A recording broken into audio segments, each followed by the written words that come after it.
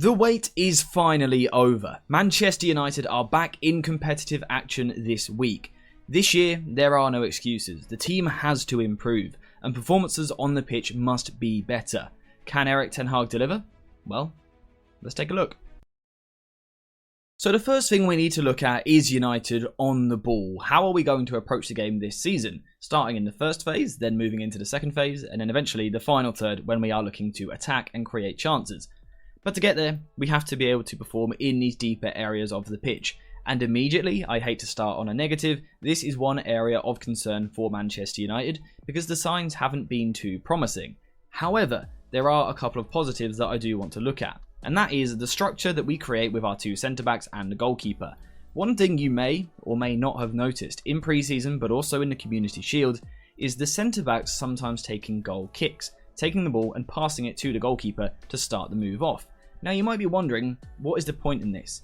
Essentially, the idea here is to stop the team being forced to one side of the pitch. If the goalkeeper takes the goal kick, being the middle man, he has to pick a side. He either has to pass to his right or to his left. So the second we have played our first ball, we are immediately putting ourselves to one side of the pitch. Whereas when the centre-back takes the goal kick and it goes central to the goalkeeper, after that first ball is played, the pitch then opens up for us and we can play either side. We can go left, we can go right, or we can go central. So this is good from United. I want to see it more. Something else I want to see more of is Onana in general being used in this back three structure between the two centre-backs, providing United with that extra man to overload the first two of the opposition when the opposition are looking to press high. We know Onana is good on the ball. He has told us he is going to take risks this season. Strap in, it's going to be a roller coaster, but I'm ready for it. This is how United need to play. In terms of what we will then see in front of them, it will be a line of four with a slightly staggered approach. So we will see the left back normally wide, although they can invert as well and swap with one of our midfielders. But then two central midfielders and then the right back deeper as well. Now in midfield, there will be a slight staggered approach like this. And the idea of this is to get the opposition's pressing players on different defensive lines to each other, opening up these sort of corridors, if you like, of space into these sorts of areas. This is something that United will look to do. And again, that's a positive. If we want to look at more of a negative, United are still a bit too easy to trap out wide. We are a bit too easy to force one way like this, and then teams get over, look to suffocate us and stop us playing out from the back. But this is actually kind of part of the plan from Erik ten Hag. You see, what Ten Hag likes to do is draw the opposition to one side of the pitch like this.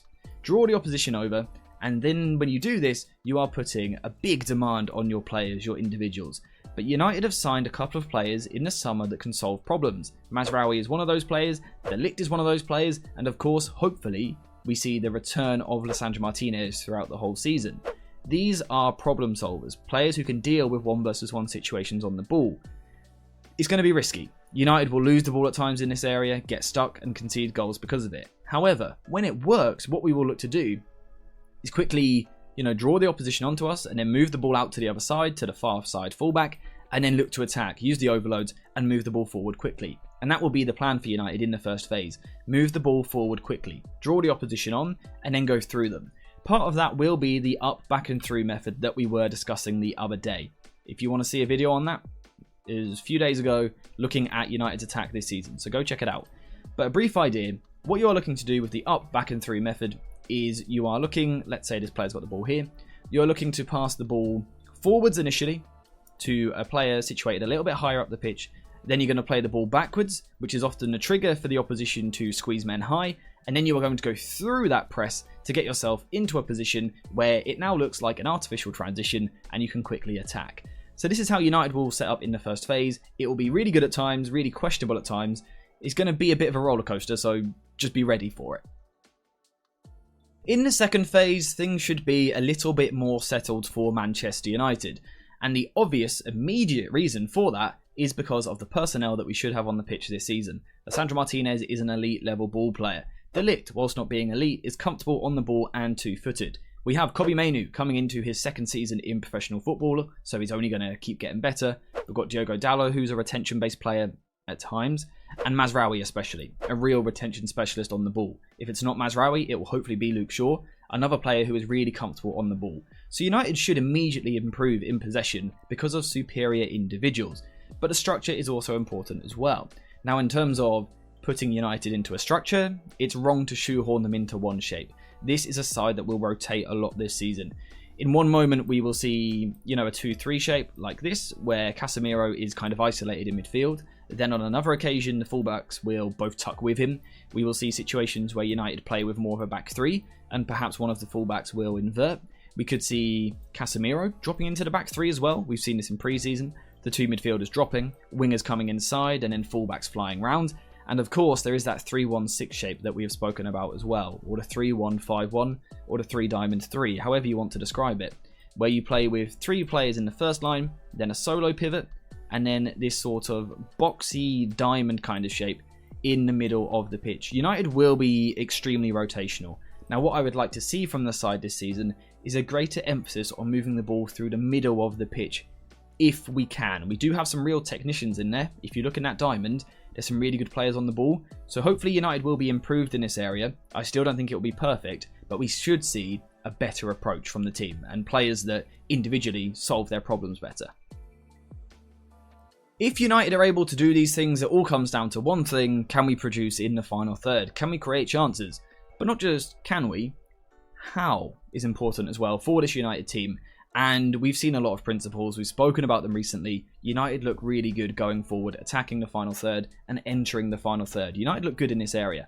One thing I would expect to see is rotations out wide and a real emphasis on wide play in general. We've got 2-3 really good wingers, Rashford, Amad, Garnacho, who are all developing into two-way wingers, so they can go inside or outside, which is a huge threat, and it offers something a little bit different for us.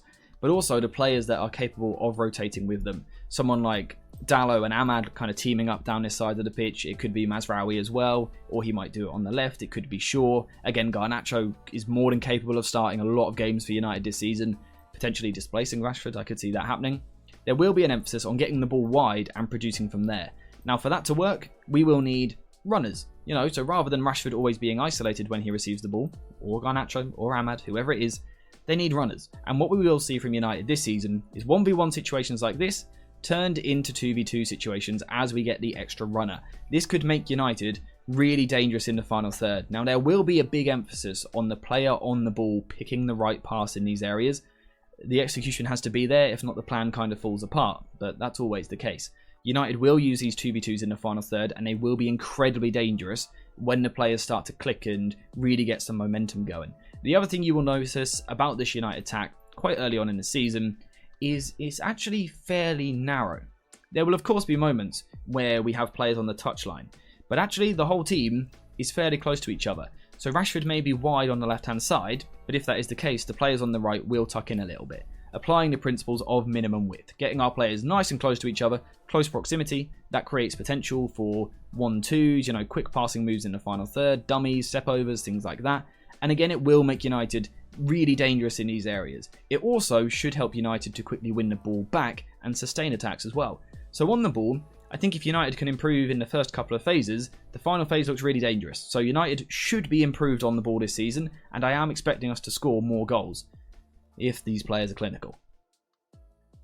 Out of possession, I think things are a little less clear for United. Starting off with the defensive transition, United still don't look particularly good there. When we attack high, we lose the ball, we can suffer from the counter-attack. Now, I know we just spoke about minimum width, the ability to get players close to each other to win the ball back. The issue is, when that first line is broken by the opposition, we are then incredibly vulnerable. Leaving big spaces for someone like Casemiro to cover will be a problem. Also, the centre-backs. We don't really have specialist channel defenders in our back line. So United will be vulnerable to the transition once again this season, unless there's some major change, which we haven't seen yet, but hopefully we do soon. In terms of more, the rest of the defensive side of the game, the press does look improved this season. This sort of 4-2-4 high block shape when the opposition have the ball in these deeper areas. And United essentially wait for a backwards pass or a negative pass to trigger and go for the man-to-man press. And when United do that, we look really good in the press in pre-season. We've been able to turn over the ball in high areas time and time again, to be honest. We've been really effective with this play.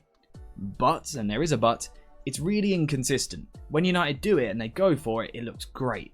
But there are times where we don't connect the press particularly well. We don't recognise the triggers. The fullbacks become trapped and can't join us in our high pressing situation, or perhaps the centre-backs get caught up, or the midfielders get dragged out of position. The main concern actually though that I have with our press is when teams start to figure it out 30-35 minutes into a game, our ability to adapt. You know, we're looking at Ten Hag there, the ability to adapt and recognise the opposition changing. I think we still struggle there, so that will be difficult for United this season, but I do think the press is definitely better. The team is more connected. Consistency is what needs to develop. That's going to come from Ten Hag. It's going to come from time and the players playing alongside each other. So I see an improvement here. It's not perfect, but we are getting there.